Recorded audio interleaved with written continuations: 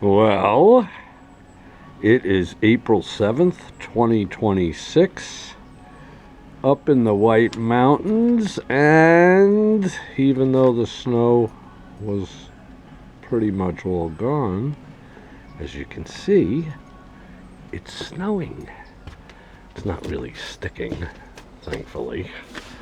So I put the plow part and everything down there, loaded up the trailer with all the pine that I took out and replaced for the bathrooms. But it is pretty, even though spring is already here, actually. But this is spring in early April, and we are subject to getting, a foot or two more. But maybe not, hopefully not. So I could see all the sand on the driveway. That guy did a great job. But here we are. It's really pretty. Quiet.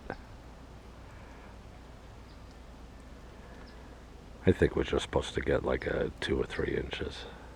And it looks like most of it's not even sticking.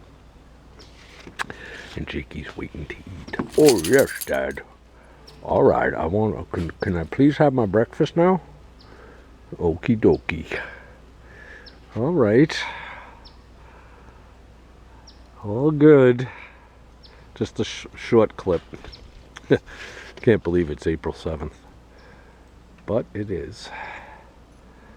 And until next time, God bless.